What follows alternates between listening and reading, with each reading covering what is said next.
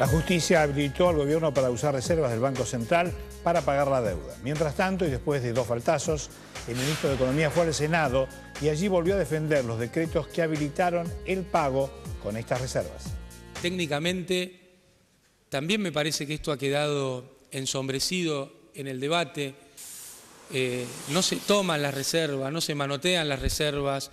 Lo que se hace es utilizar una fuente de financiamiento a través de una aplicación financiera que es la emisión de una letra a 10 años, tal cual fuera hecho en el año 2006, el mismo procedimiento del Tesoro hacia el Banco Central. El ministro de Economía defendió en el Senado el uso de reservas que atesora el Banco Central. Lo hizo respaldado por 2 fallos de la Cámara Federal en lo contencioso administrativo que habilitó al gobierno a usar esas reservas para pagar vencimientos de deuda con acreedores privados. Permite explicar que sendos fallos de las salas 1 y 4 descongelaron el fondo de desendeudamiento al dejar sin efecto 2 medidas cautelares firmadas por la jueza Claudia Rodríguez Vidal, a quien la Cámara le atribuyó haber cometido errores procesales.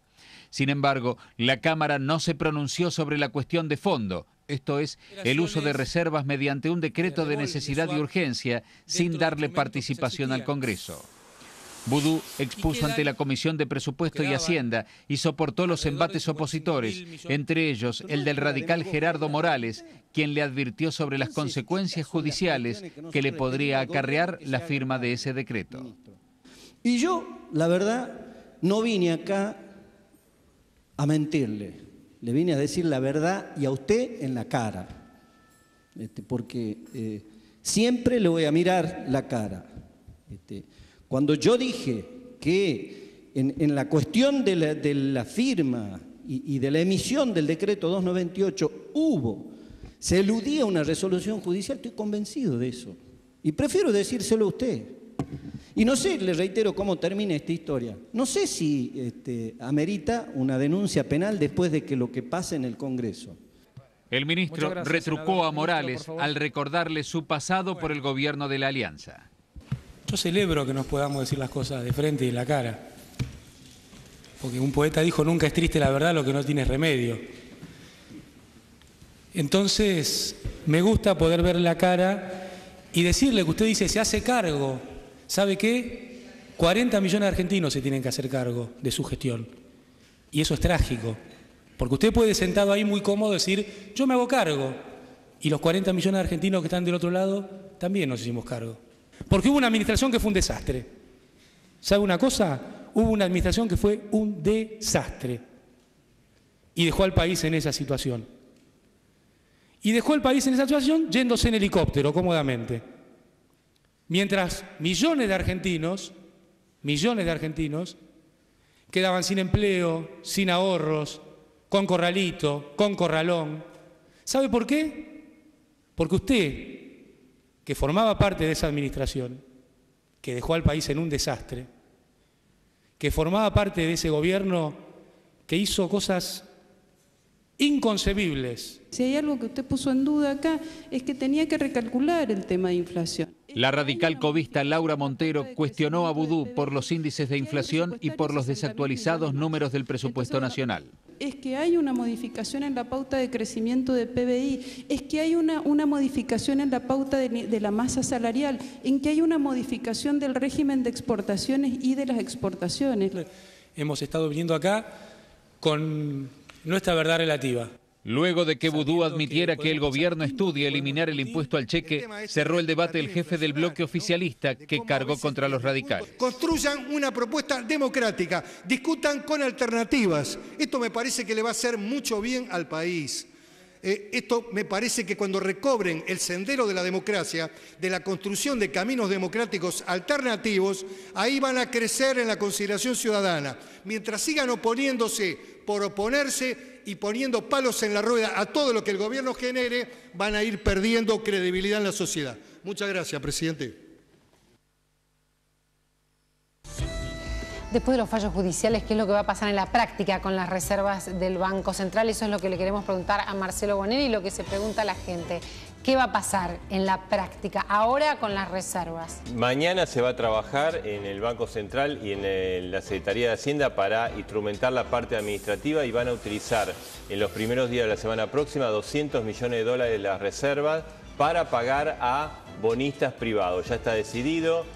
Son dos vencimientos de un bono que se llama PAR y otro Discount de cerca de 200 millones de dólares. Es decir, con estos fallos se ha habilitado precisamente a la utilización de estas reservas. Además destraban una cuestión interna del Ministerio de Economía, que nosotros la marcamos acá, de que había un montón de funcionarios de la línea que no estaban dispuestos a firmar la utilización de las reservas porque había un fallo judicial, precisamente el fallo de la doctora Rodríguez Vidal, que si ellos la utilizaban podían ser, estaban sujetos a una denuncia de carácter penal.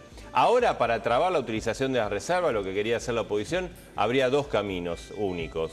Uno, la Corte Suprema de Justicia, pero te digo, la Corte Suprema de Justicia quiere que este tema se resuelva a nivel político como se tiene que resolver. Y la otra opción es que se anule el decreto de necesidad de urgencia en el Parlamento. Esto requeriría, las dos cámaras tendrían que rechazarlo, porque si una de las dos lo avala, ya tiene plena vigencia y entonces no se va a poder dar marcha atrás. Ya entonces se están instrumentando los mecanismos administrativos para usar las reservas para pagar un vencimiento en los próximos días. Vamos a hablar ahora de un tema recurrente, que es el mínimo no imponible del impuesto a las ganancias. El año pasado, recordemos que el gobierno no lo modificó y este año todavía no hay señales de que pueda ocurrir y por eso las horas extras, por eso los aumentos salariales, lejos de ser un beneficio, puede ser un perjuicio para muchos trabajadores en relación a los impuestos, Marcelo. Vos lo decís bien, María, porque ¿qué sucede? El año pasado aumentó más o menos los salarios en promedio, aumentaron un 15-16%. Este año están aumentando en torno a los que ya han aumentado 20, 23, 24%. No aumenta la mínimo no imponible, que es un ajuste, que esto tendría que ser casi automático. Entonces mucha gente que no pagaba este impuesto a las ganancias, que en realidad es para los asalariados, yo te diría que es un verdadero impuesto a los salarios, empieza a pagarlo y es una cuestión totalmente injusta. El gobierno a través de la AFIP ha dicho que por ahora no piensa modificarlo, sin embargo la Confederación General del Trabajo está presionando, incluso los legisladores que de alguna manera dependen de Hugo Moyano, han presentado un proyecto con el objetivo de aumentar el mínimo no imponible un 25%. Yo te diría que esto, si avanza, sería lo más justo para no castigar a los asalariados, en especial de clase media. Para darte un ejemplo, con este aumento la mitad de los bancarios empiezan a pagar el aumento que logró el gremio bancario, entran a pagar cuarta categoría, lo cual es realmente insólito. Esperemos que se pongan las pilas y pongan las cosas como son. Es un ajuste, no es ningún beneficio extra. Gracias, Marcelo. Gracias a vos.